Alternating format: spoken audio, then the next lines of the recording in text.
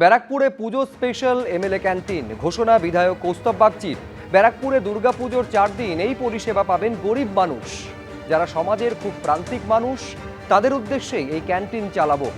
আমাদের ভবিষ্যতে এই পরিকল্পনাও আছে, আমরা 365 দিন এই ক্যান্টিন চালাবো।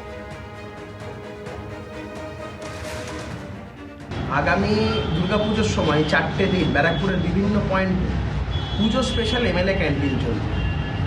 সেখানে একদম বিনামূল্যে মানুষজন তারা খাওয়া দাওয়া পাবেন এবং সেই নিরন্ন মানুষগুলো যাদের কাছে অন্য সংস্থান নেই, যারা তাদের দুমুঠো খাবার জোগাড় করতে তাদের খুব কষ্ট হয়, বিধানসভার বিভিন্ন অঞ্চল জুড়ে ব্যারাকপুর টিটাগড় বিভিন্ন জায়গা জুড়ে বিভিন্ন পয়েন্টে মানুষজনকে আমরা খাওয়াবো।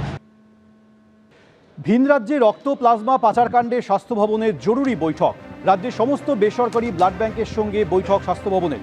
কথা বলবো সন্দীপ সরকার আমাদের সঙ্গে রয়েছেন। সন্দীপ, স্বাস্থ্য ভবনকে না জানিয়ে ভিন রাজ্যে রক্ত প্লাজমা পাচার করার গুরুতর অভিযোগ সামনে এসেছে, প্রশাসন তদন্ত করছে। এই প্রেক্ষিতে আজকের এই বৈঠকে স্বাস্থ্য ভবনের তরফে কি নির্দেশিকা দেওয়া হলো? এখনো পর্যন্ত বৈঠক চলছে, 1 ঘন্টারও বেশি সময় হয়ে গিয়েছে এই বৈঠক শুরু হয়েছে। বৈঠকে স্বাস্থ্য দপ্তরের সমস্ত শীর্ষ আধিকারিকরা, মন্ত্রী শারদবাবু মুখোপাধ্যায় সহ সকলে রয়েছে।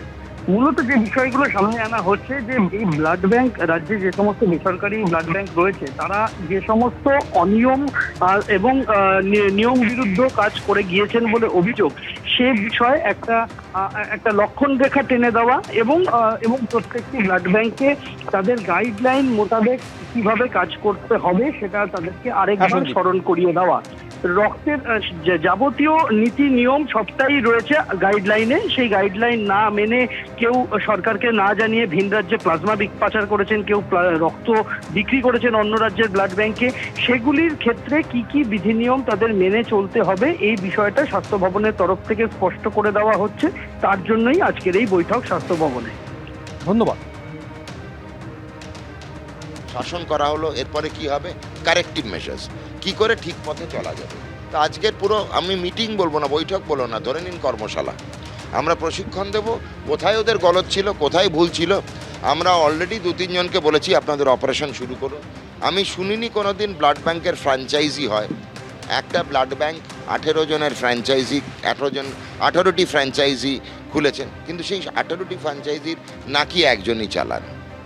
সেই যিনি নাকি একজন, তিনি একজন রাজনৈতিক ব্যক্তিত্বর ভাই, এইটুকু আমরা বললাম।